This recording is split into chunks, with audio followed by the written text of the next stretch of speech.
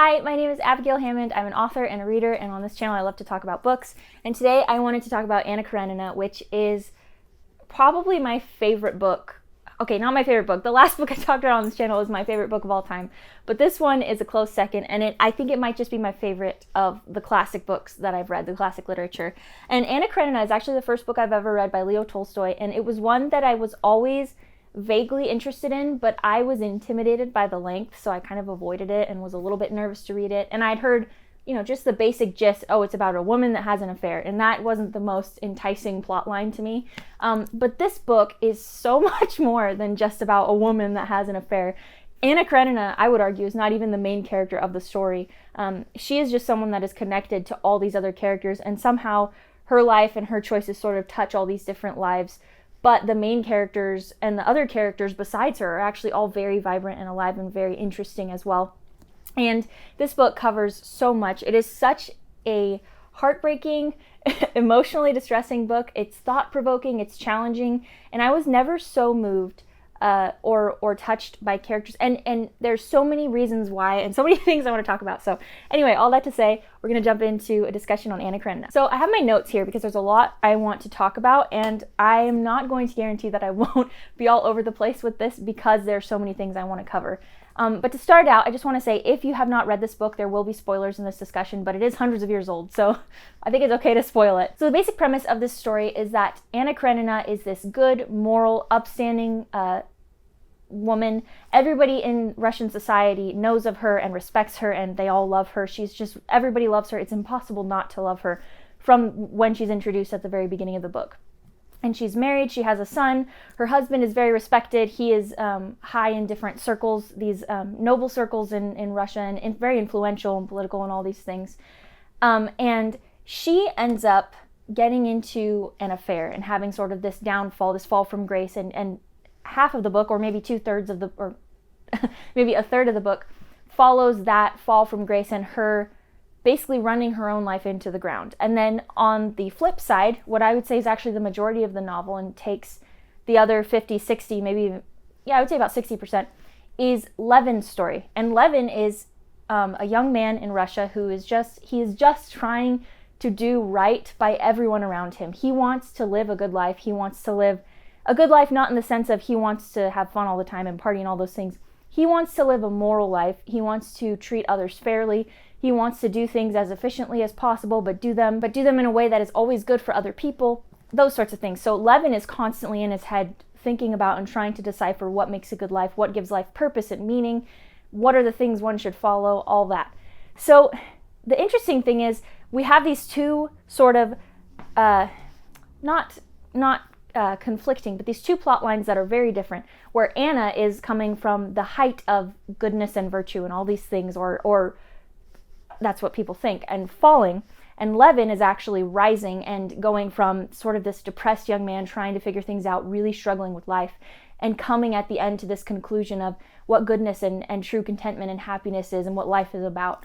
And it's a really interesting contrast when you're reading the book, and I think it's such a travesty because so many people read this book, and I've seen so many reviews where they talk about how much they hated Levin, they disliked all the parts about him, they thought it was so boring. And on one hand, I understand where they're coming from, because with Anna's story, you've got this illicit affair. Like, that is a very intriguing storyline, very messy, lots of conflicting emotions and lots of drama going on. Whereas with Levin, you have this young man who has a bunch of farmland, basically, and it shows a lot of his daily work of just running a farm and working with peasants and just his daily affairs that he works through and struggles through. And it breaks those down in detail in the book. And I think if you're just reading just for the sake of the story and not really putting as much into trying to decipher it all, I'm not saying there's anything wrong with that, but if you're not really trying to decipher why Tolstoy wrote certain things, that would seem kind of boring. But the thing about Levin's story is when you're reading all that day to day and you're seeing all, that's kind of the point of his story, because the overarching theme of this book, I believe, is it's sort of a study in contentment and how to live a good life and what actually matters, and virtue and goodness and all these different things. So I'm going to get more into all that, but I'm getting ahead of myself. So I wanted to talk about first, now that we've kind of covered the basic premise, I wanted to say this book is very much, it feels like a symphony. So with a symphony, you know, you have all the different parts all the different instruments. You have the conductor bringing them all together, and it all comes together beautifully with a really well orchestrated symphony. And that's how this book feels. It feels like a symphony in literature form. And that's because Tolstoy's writing is first of all, his writing is absolutely beautiful. He has such a way with words. But what else he does is there are so many characters in this book. And at first it could feel overwhelming, like, oh my gosh, like there's a million characters. We're getting all these details of each of their lives. How am I going to remember all this? But Tolstoy dives so deeply into the actual psyche and the mindsets of each character and their thoughts. And so we see this really rich inner life for each of the characters. And what's really interesting about that is because this book covers so many years, this book covers a long span of time, and so much happens in these characters' lives affecting each of them, you make judgments about each character as you're going. And you might make a judgment in chapter 1 about one character, where when you get halfway through the book, you realize, I was completely wrong about this character. But then you get to the ending and you think, I was completely wrong again. But then you realize by the ending, it's not about making these judgments about characters that are definitive about their nature and about who they are. It's about really realizing that they're complex, messy people. For instance, one of the characters, Dolly, I love her. She's Anna Karenina's sister-in-law. And Dolly is, you see her and you love her, you feel sorry for her because of different events in the book. But at one point, she's sort of having a really rough day. And so you're in her thoughts and you're seeing just all these nasty thoughts she's having about her home life, how she wishes she could run away, how unbearable her children are, all these things. And it just feels out of nowhere and you're like, whoa, like, I don't agree with that. Like, Dolly, what are you doing? I don't know if I actually like you as much as I thought I did. But then by the end of the next few chapters, she's sort of back to her old self and she realizes, like, that was silly of me. Like, I appreciate what I have, all those things. And so there's sort of this constant backwards and forwards pull, or this tension, or these waves of thoughts these characters have, and you're seeing them like real people. And like I said, it's interesting because it makes you feel like you're having real relationships with these characters, because that's what we do. We have days where we think, wow, I'm such a great person, like blah, blah, blah. And then the next day you're thinking, you're just complaining and you're acting horribly. Or people do that. And so I think Tolstoy does this excellent job, like I said, of making a symphony out of all these characters, all their different beliefs, all their different thoughts and their passions, the things they're working towards, their motives, and pulling them all together in this huge story that ends up making you feel like you know these people, like they're your own friends. And by the end of the book, you know them so intimately. It's kind of insane. I've never read a book that made me feel as though I knew the character so well. And I was really impressed by that. I thought that was awesome. The overarching theme of the book, which I stated, is sort of about contentment, but I think it's really well summarized in this quote that Stepan, one of the characters, has at the very beginning of the book. He says that all of life, all the beauty, all the charm of life is light and shadow. I think I'm butchering that a little bit, but I think I mostly got it right. And when he's saying this, it's actually to Levin, who's just struggling with trying to figure out life. This whole book, Levin is just struggling, trying to figure out life. And that's what Stepan says. And I think that quote really covers the book, because the book has so many ups and downs, like I said, with these characters, and you see all the drama, all the things going on in their lives that they're struggling through. And you see these moments of intense and immense, like joy and happiness and beauty and things that are so wonderful. And then on the flip side, you see all the pain and the things that aren't so great and the things that suck and the things that they have to deal with. And it's just the contrast throughout the whole book. But in the end, by the time you get to the end, you realize that the joys and the contentments and all those things outweigh the negative sides if one approaches it with the proper perspective, which I don't know if that makes sense. But the way I think this is really well illustrated is with Anna versus Levin's storyline. And so I want to actually talk about Anna's story more in detail, and then I'll talk about Levin's story in detail. And again, there's going to be spoilers. I'm going to talk about everything here. So if you haven't read it and you don't want spoilers, go ahead and probably watch this later. So Anna's story is very much a marked descension. So she starts out as, from the moment you meet her in the book, it's impossible not to love her. When Tolstoy introduces her, he writes her in a way where you are immediately drawn to this character and you absolutely love her. So when you see the beginnings of this flirtation between her and the man she cheats on her husband with, whose name is Vronsky, there's almost a temptation to feel sorry for her, to want her to be happy, to almost want to try to understand this, even though we know what she's doing is wrong. because she has a husband and she has a son. And even though she claims her marriage with her husband is not really very loving, he treats her well, he respects her, but they've never had a passionate relationship. So she's enjoying these attentions from Vronsky because it's something she's not used to. But as things move forward, we see from Anna's perspective, we see her life and her husband and her son and all these things from her perspective. And it's interesting because from her perspective, it's now tainted. For instance, when she first meets Vronsky, when she first goes home, her first thought is, oh, that was silly. I was being silly. That was ridiculous that when he was flirting with me. Like, I'm over it now. Everything is going to go back to normal. But there's one, and she's happy at home again. But then there's one moment where her husband comes to say goodnight or whatever because he's going to bed. And she can't stop thinking about little things. Like, she thinks all of a sudden, she's like, have his ears always been that big and ugly? And she's thinking like, has he always been this annoying when he talks? And there's these little nagging thoughts that have started in her mind now that she's been sort of opening herself to these flirtations and this sort of affair with Vronsky, which hasn't officially started yet. And you start to see these seeds of discontentment growing in her. And so as time goes on, she allows the affair to grow more and more. And by doing so, by entertaining these seeds of discontent, by entertaining these hateful thoughts, she allows them to grow and grow until all she sees is just this negative view of her life and how much she hates her life. And she sees her husband as this man who all he cares about is his image, and he doesn't love her, and he's so annoying, and she detests him, and all these things. And you just see that because that's all she focused on, she totally loses sight of everything she had. And it's hard to see that when you're reading it because, like I said, we're seeing this mostly from Anna's perspective. We're seeing some from her husband's perspective, but it's very limited. And so when you're seeing from Anna and Vronsky's perspective, it's almost easy to not take their side because, again, you're feeling conflicted because this woman is doing something wrong and hurting people. But you're tempted to want to take their side because you like Anna and Vronsky at this point, because you're drawn to them, and because it seems like maybe Anna is in a really awful, loveless marriage and her husband doesn't care about her and all these things. You want her to be happy. And then the affair gets going fully, and Anna gives in, and Vronsky and her start having this affair. And eventually they can't cover it up from her husband anymore, and he discovers it. And Anna's pregnant with Vronsky's child, so there's really nothing else to do but for Anna to come clean to her husband, and she does, and it's not in a respectful way at all. She basically tells him she hates him. And so eventually she has the child.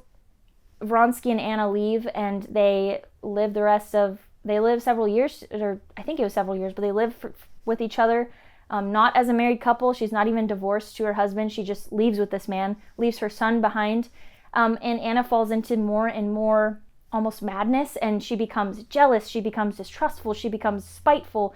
Everything, she basically is tormenting herself, and the guilt and the shame and all these things are piling on her, and it gets to where she's going crazy because of it. And so she eventually chooses to throw herself in front of a carriage to end it all, in front of a train to end her own life.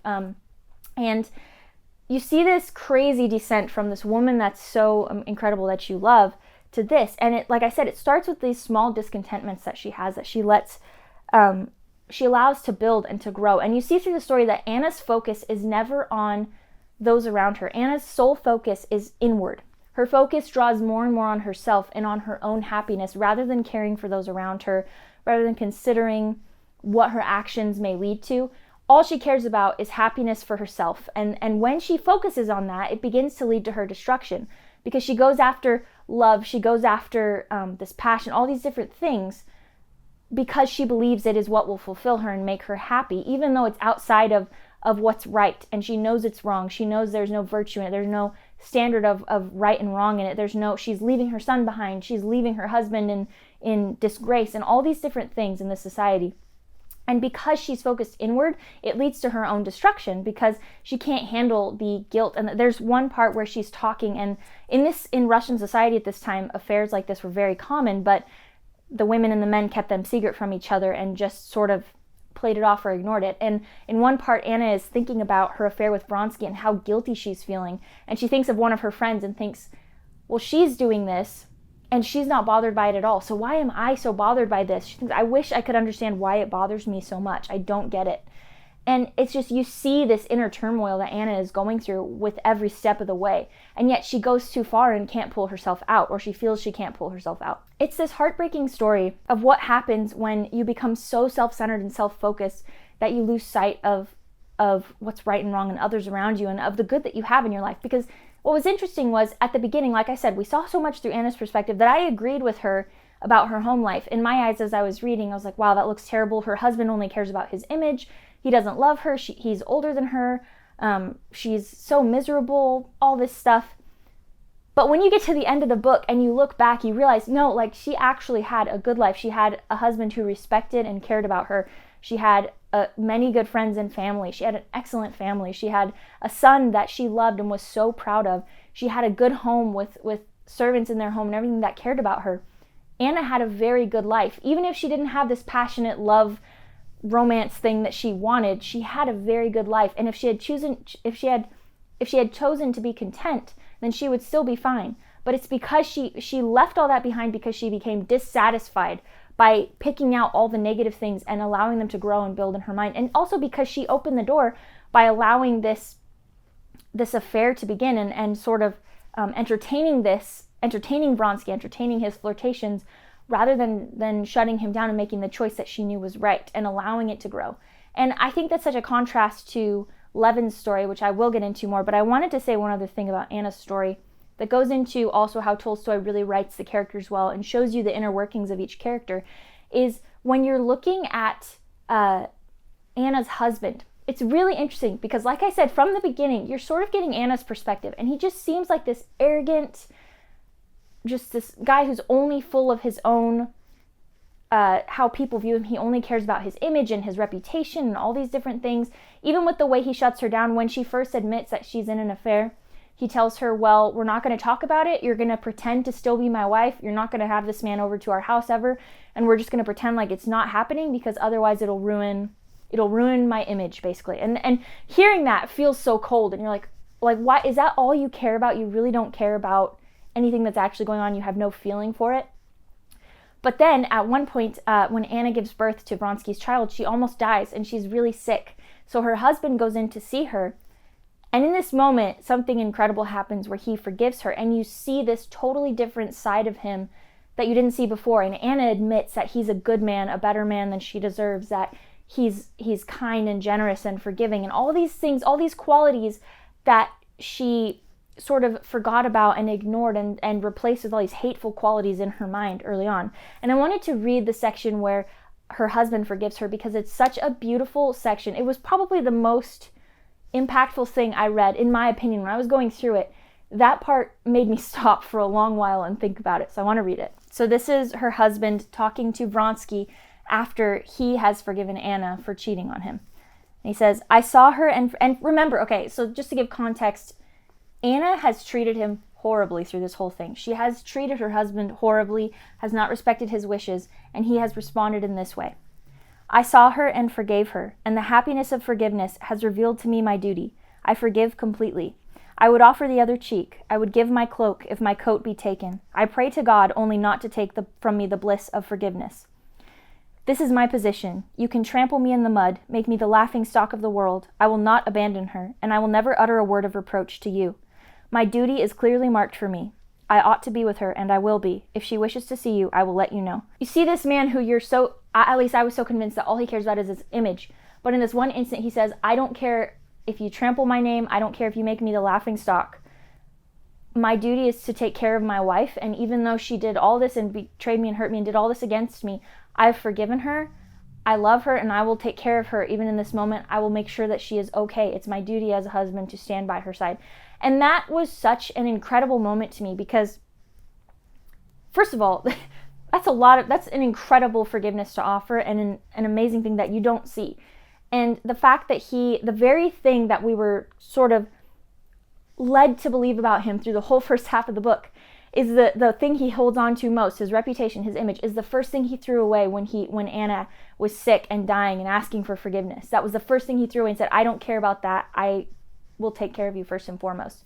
And so that's like one of the incredible things I think Tolstoy does in this book, is just changing your mind and challenging you in the way you think about these characters, because we're seeing so much of them. We're seeing so many of their thoughts, and some of their thoughts don't actually match who they are or match their heart when it comes down to it, or when it comes to the down to the wire moments. And I noticed that Anna almost has this sort of skewed image of people around her, especially as we get farther on into the book and she's becoming more and more full of guilt and shame and jealousy, and just sort of more tormented by what she's done. And she has this twisted view of the people around her, and we learn more about these people through their actions and decisions and things that happen later on. And it's really interesting to form your own opinions about them as you're going, and to realize, maybe Anna actually has some wrong opinions. Maybe she's not this angel everybody believes her to be, but she was at the beginning, and that's the problem, is she changes throughout the book. I think the whole book, and especially Anna's story, just leaves you feeling so torn, because you care about her, but you're watching her downfall, and you disagree with her, but also you want her to be happy, and there's all these different emotions that are just, like I said, leaving you feeling torn. And that's part of the beauty of this story, is that it makes you think. There were so many chapters where I would read and I would have to just stop and sort of set the book down and just kind of stare at the wall and think about them after I finished them, because they were so moving and made me think so much. And like, for instance, I'm saying that this is the story of Anna's downfall, but that's not to be like from a high and mighty position, like, oh, Anna did such terrible things. Because one of the things that struck me when I was reading it is the fact that Anna is viewed practically as an angel at the beginning by everyone, and the fact that she falls. Because if somebody that good and somebody that highly loved and that, adored and honored can make such a fatal mistake and be driven to such madness and make so many poor decisions and treat people so poorly, that doesn't give us that doesn't give me any free pass to think that I would never do the same thing. And not to say that I would, but what I mean to say is we're all imperfect, and it's so easy to fall and to trip and to make mistakes. And so seeing a character like that, rather than judging and saying, Anna, how could you have done that? Like, oh my gosh, like, look at, she's doing it again.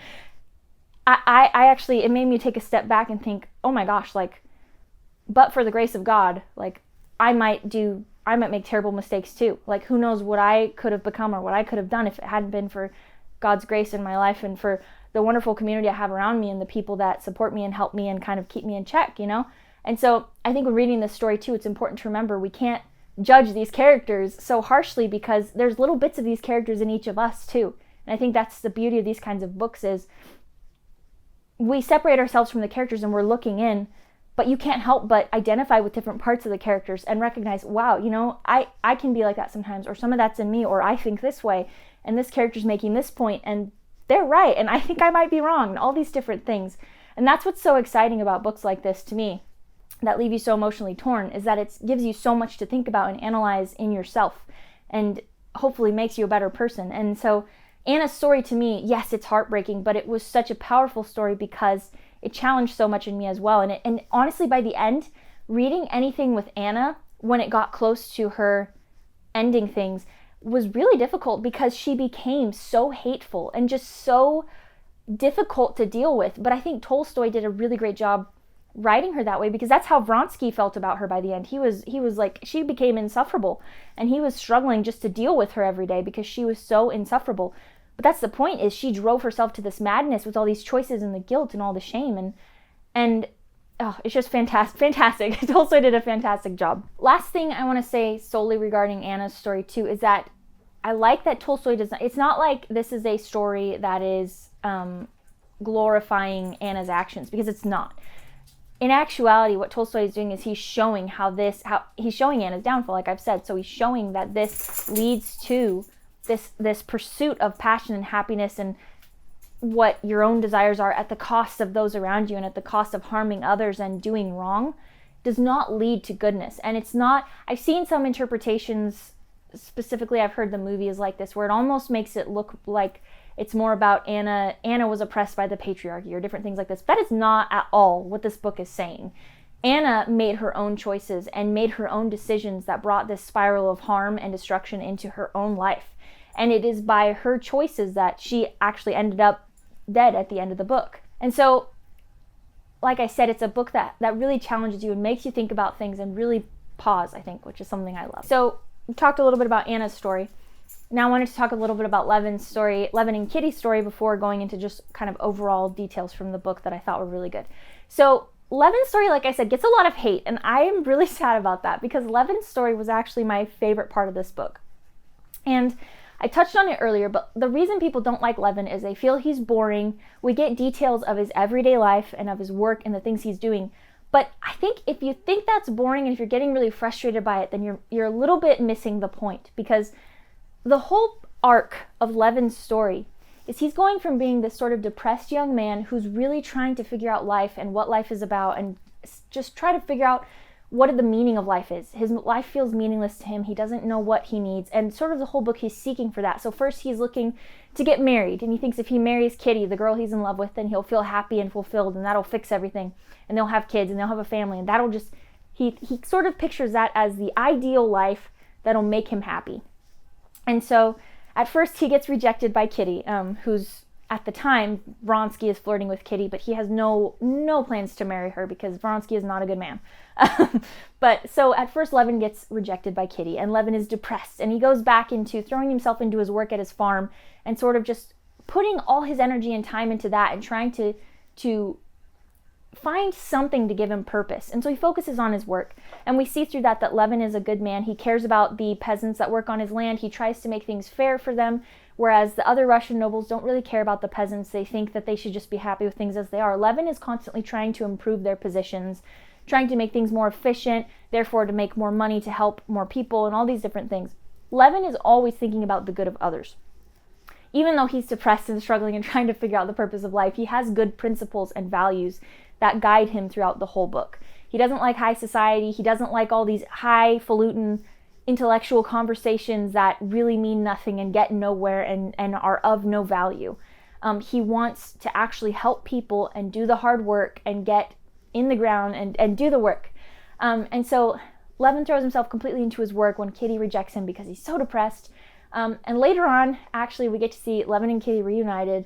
They get engaged. It is the cutest love story ever. So sweet. I love Levin and Kitty. That's besides the point, though.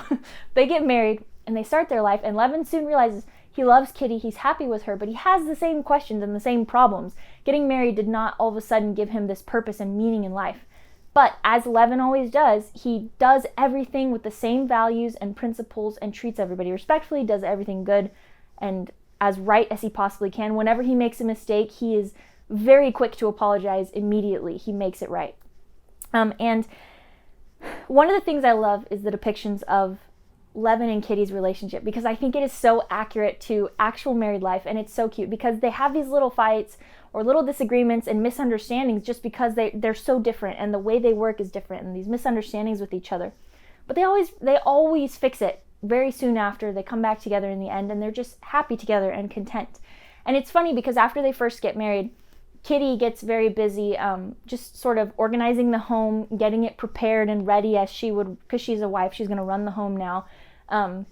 And Levin sort of sees this as she's sort of sitting around a lot while she's doing this and sort of getting used to the home, and he almost sees her as being lazy and thinking she's not being productive. But Tolstoy demonstrates that actually Kitty is preparing the house and getting things in order that to Levin might seem vain or not important. But she's doing this because she knows soon they'll have kids, and when she's doing that, the house needs to be running and in order because she's going to be sort of focused in on the kids. And so Levin and Kitty have these different perspectives where Levin is all about productivity and efficiency and work, and Kitty is a woman. And so men and women are fundamentally different, and we have different focuses. But Levin soon learns that Kitty has a strength that he doesn't have in him. And one of my favorite scenes is when Levin and Kitty are going to help Levin's brother who's sick and dying. And Levin shows up and he's so distressed. He doesn't want to be there. He doesn't want to be around. He just wants to get away from his brother who's so sick. It just makes him miserable and anxious. But Kitty immediately moves into action. She's taking care of the brother. She's ordering medicine. She's cleaning sheets and things and changing all these different things. And Kitty never shows, she's never bothered by it or freaked out or any of the ways that Levin is feeling. Kitty is strong and just compassionate and kind and gentle.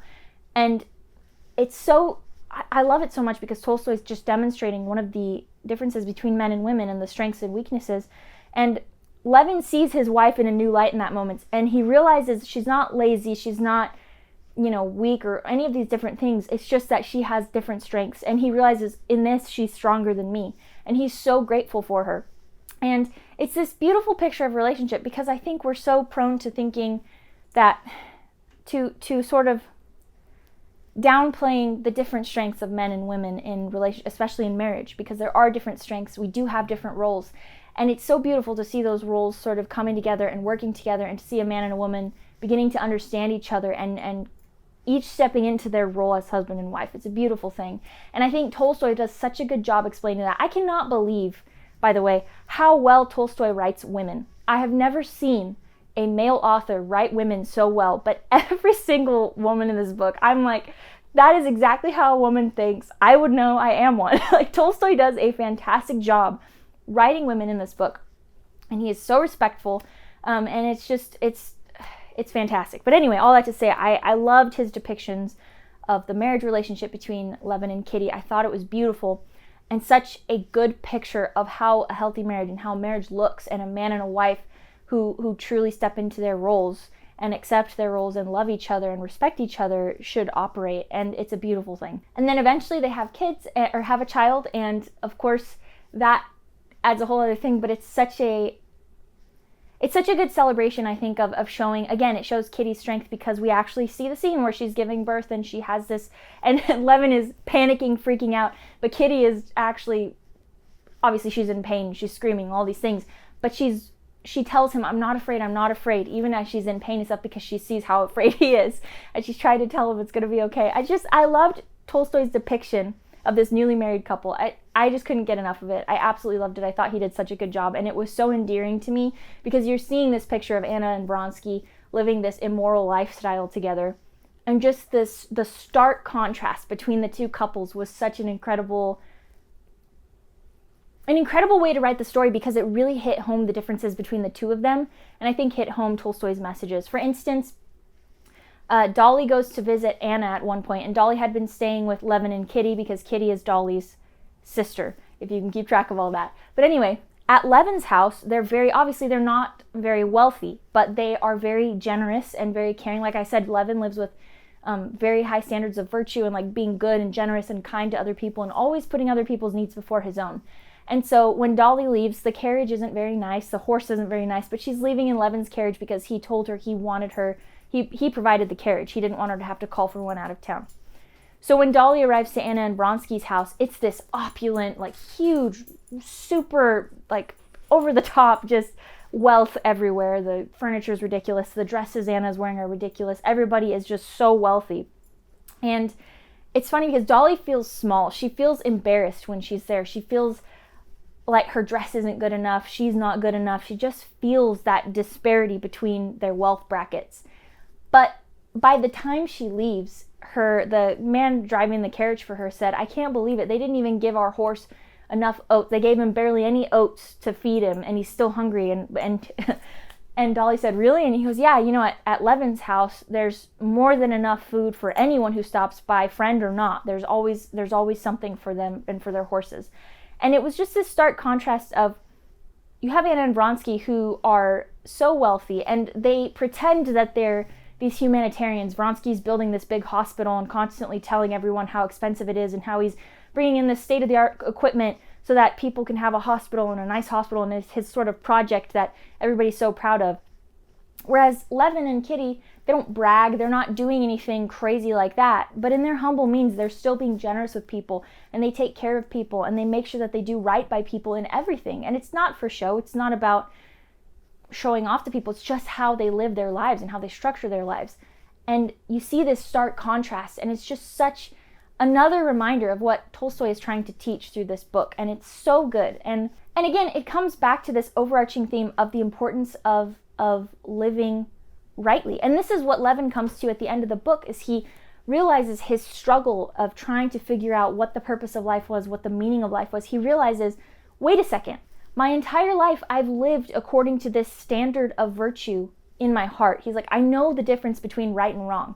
Nobody taught me this. I just know the difference between right and wrong. And my entire life I've tried to live according to this standard of right and wrong. And one of the peasants he talks to makes a comment about living for God and for one's soul. And Levin, it clicks for Levin, and he realizes, I've been trying to explain the purpose of life. I've been trying to understand the meaning of it. And this whole time I've been living according to a belief that I just wouldn't fully accept. And he believes that there is a God who has given him this indelible understanding of right and wrong, that all men have this understanding of right and wrong. We all know not to steal from another. We all know not to harm our brethren. We all know these things. And he says, it doesn't make sense that we should all know them. It's not logical. But the fact that we know them, that I've lived my entire life according to this standard, even when I was struggling to figure out what the purpose of life was, tells me that there is more to life and that there is a God and all these things, because Levin was struggling throughout the whole book with his faith and with his unbelief. And Levin comes to this conclusion and he realizes, I built my whole life around this already. And he just sort of has this moment where he accepts it and he understands. And it's this beautiful full circle moment that I loved. As I've said before, I'm a Christian, and that part really hit home for me and really touched my heart. And I thought it was such a beautiful portion of the book. And I do want to read some of it. But it was the entirety of the book was Tolstoy communicating this, that living according to these virtues, living according to the standards of right and wrong, not looking inward at what would make me happy, not looking inward at my own desires and my own selfish nature, but rather looking outward at others and putting the needs of others before myself, putting the needs of others before your own desires and wants. And understanding that just because something may be appealing to you, if it's wrong, it doesn't mean that it's a good thing you should go after. Understanding that when we seek our own fulfillment outside of virtue and outside of right and wrong, it actually leads to our own destruction. And so Levin's story, as opposed to Anna's, shows what happens when a person lives rightly, even through the hard times, because Levin's whole life he struggles.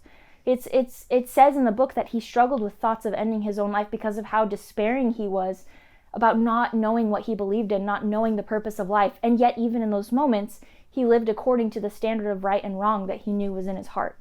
And so it's this beautiful picture of just life. And I feel like the different, having Anna's story versus Levin's story adds so much, because you're seeing the direct contrast between these two different choices, two different ways to live life, and showing that Levin's life is the good way, is the right way. And it's the way of I would say contentment. I think this whole book is a study in contentment and in realizing that to be content doesn't necessarily mean you're chasing happiness and chasing what you want and chasing your own selfish desires. Being content is living rightly and treating others well. And this is sort of the crux of what I wanted to talk about, is this idea of contentment, because I think Tolstoy is, I honestly think that that's what this book is largely about, is learning to be content and what is the meaning of life and finding contentment in life. And I think in today's society especially, there's this weird idea that contentment in life means you have success and money. It means you don't have kids, you're not tied down, you get to do whatever you want to do, you get to fulfill yourself however you want to do it, you have freedom, you don't have anyone really telling you right from wrong. There's this weird idea of contentment of basically being whatever makes me happy, and it doesn't matter what anyone else says or thinks, and it doesn't matter if anyone has a different opinion from mine. They're wrong, I'm right, and I get to do what I want. And that's a really dangerous idea and a really wrong idea, because what Tolstoy is arguing throughout this whole book, and what I agree with, is that there is a standard of morality. Moral relativism is wrong. There is no relative morality, and if there is, then sure, go ahead and live however you want, but you have to accept that that means other people can live however they want too, and nothing is right and nothing is wrong. You just live according to your own desires. I disagree with that. What Tolstoy is saying is what I agree with, is that there is a God, and he gives us a standard of right and wrong, a standard of morality, and we are to live by that and that virtue and that standard of what life should be. And I think we've lost that value for community, for building a family, for having children, for having a vision of the future and thinking long term. And that's what Tolstoy shows with this beautiful picture of family in Levin and Kitty, because in Levin and Kitty we see Levin is thinking about when he's working hard on his farm. I love this at the end of the book. He works doubly hard on his farm and buckles down and does hard work. And part of him is worried because he thinks, but is what I'm doing really helping everyone else in society? Is it doing this big thing? Because he's been around these intellectual circles, and all these intellectuals talk about how what they're doing is going to change the face of Russia and is going to be so good for the people, even though they're not getting anything done. And what Levin is doing is working on his farm and helping the peasants that work for him and making sure they're treated fairly and doing everything he can to make their lives better. But it's all on his farm, so he worries, what if I'm not doing what's right by everyone? Like, what if I'm being selfish? But it talks about how Levin also wants to do for his kids what his father and grandfather did for them. And it says he wants to be able to have a property that's well maintained, a farm that's well maintained, so that by the time his son is old enough for him to pass it on to his son will say thank you and appreciate it because his father has taken care of this and stewarded it well to pass this on to him. And it's this idea of Levin is thinking about the future of his family and his children and taking care of them and taking care of his wife and taking care of those in his community, the people that work for him on his farm and everything. And it's this sort of perspective on life that I think so much of us, especially people my age, are missing. Because we think, oh, we want to be rich, we want to travel, we want to go all these places, we want to do all these things, we don't want to have kids till we're older or don't have kids at all so that we're always free. And this is sort of a selfish outlook on life, and I think it diminishes what we were really made for. I think when we invest in community around us, when we are kind to those around us, caring for those around us, when we think about the future, when we think about making long-term decisions that will benefit not only us, but those around us and our spouse and our kids and all those different things, that leads to a good, content life. That leads to contentment, because maybe I'm not chasing the latest thing that I really want to do, that I have this desire for, but maybe I'm choosing something that's good anyway, and choosing something that's right, and choosing to be content with what I have. I think it's the same for when I mean, you hear this a lot where people talk about how perspective changes your whether you're grateful or not. And you can look at anything. You can have a small house, maybe you don't have a nice car or whatever, and you look at that and you think, oh, if only I had this, I'd be happy. I wish I had this, or my life sucks because of this. But when we choose to be content, when we choose to be grateful for what we have and choose to see what we've been blessed with and choose to continue to live rightly and to be respectful and to be grateful and all those things in spite of that, I think it leads to contentment, because I think contentment is something you control. It's a choice. Whereas happiness is a feeling that may come and go. But when you choose to be content with what you have and choose to make good choices and do what's right, regardless of how difficult or not fun or uncomfortable it may be, it leads to that contentment. Because when you're living within the bounds of virtue and of right versus wrong, I think it just makes your life better. Because that's how, as Levin comes to the conclusion, that's how we were designed to live. When we live within the standards God has designed for us to live within, it leads to a better life. And there's a reason for that. It's because God loves us and made us with those standards in mind so that we would be able to live abundant lives. And that's abundant not meaning necessarily that we live with tons of money or like have a huge house or things like that. It's abundant in that we have abundance in our spirit, where we live with joy and with peace, and we have solid community, and we have families and children and grandchildren, and we take care of others around us, and that leads to abundance of the soul. There was something else I wanted to talk about with Levin. Is I loved this section where, like I said, the whole book he's questioning his faith, and he says he's not a believer. And before he gets married, he has to go and do confession at a church, and he's really stressed about it because he's like, I'm not a believer, this is wrong, this is false, I'm lying by being here, because he's a very honest man. So the priest asks him what he wants to confess, and Levin tells him basically, I doubt everything. I don't know if I know this is real. I don't know what I believe. And the priest asks him, well, what do you doubt? And says, I don't even know. And the priest keeps asking these leading questions, and Levin just keeps saying, I don't know, I don't know, I don't know. And the priest finally says, okay, so when you have a son and he asks you how the earth came to be, are you going to tell him you don't know? He says, when you have a son and he starts asking you these insightful questions, when he asks you what happens after he dies, or what happens to a person after they die, what are you going to tell him? Are you going to tell him, I don't know? And I loved this part because Levin was struck with the fact that he needs to have an understanding of these questions, because it's no longer about himself only, it's about his son and his future children. And I loved that, because I think I've seen a lot of people today decide they're going to say, oh, I don't know the answer to this, and nobody can really know, and that's just how it is. But that's such a short-sighted and honestly selfish approach to those questions, because if there is an answer to those questions, you should be seeking that answer, because the people around you that you love, you should be able to share that answer with them if there is an answer. And I believe the answer is in Jesus Christ, but if that is a question and you don't have the answer to it, it's not something you can just give up and say, I don't know. It's something you need to wrestle with and struggle with. And that's uncomfortable, and it's an uncomfortable question, as most of these things are uncomfortable to wrestle with and struggle with, but it's important to actually wrestle with and struggle with them. You shouldn't, if a question ever comes up that bothers you or that kind of freaks you out a little bit, the answer is not to just ignore the question and try to forget about it. You need to struggle through those questions. You've been given a brain. It's important to use it. And I loved that part because it showed that long-term thinking, like I said, about caring about the future, about caring about the children, about not just thinking about oneself, but actually looking outward. And I just loved that part. Okay, so this is a little bit of a longer section, but I wanted to read this section, and it's Levin sort of coming to the conclusion of what he believes in. It's sort of clicking in his mind, and I think it's really beautiful, so just bear with me, but I think this is worth listening to. So Levin is thinking over things, and he says, "Isn't it just the same that we do, that I did, searching by the aid of reason for the significance of the forces of nature and the meaning of the life of man?" he thought.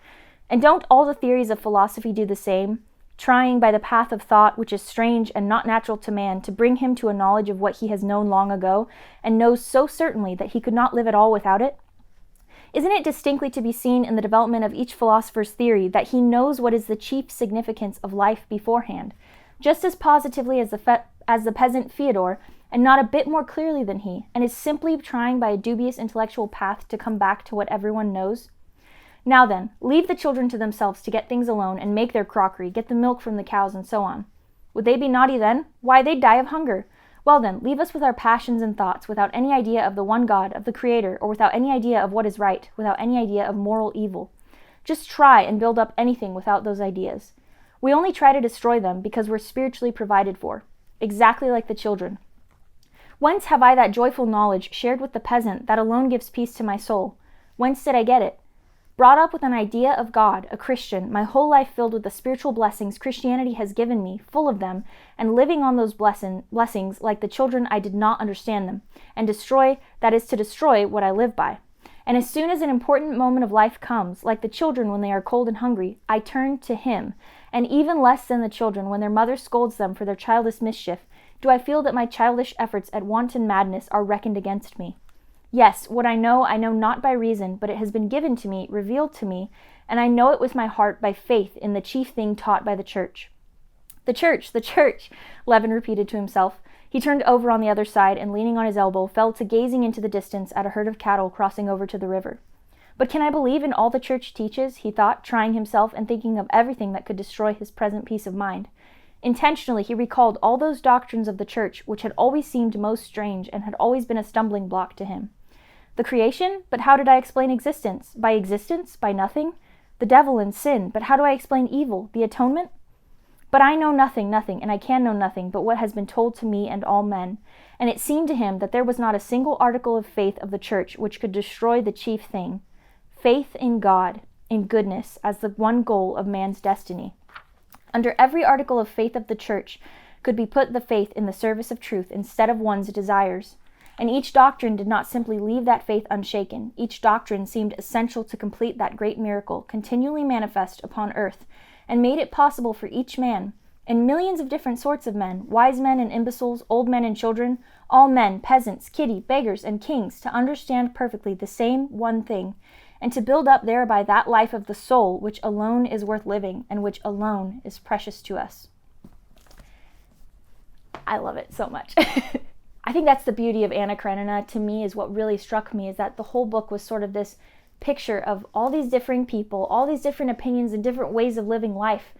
And one man, Levin, who I argue still is the main character, struggling through all these different ways of living life, all these different things, and ultimately coming to the conclusion of what it means to live a good life and what it means to be content and to make the right choices. And I love this book so much. If you can't tell, I just talked for an hour about it.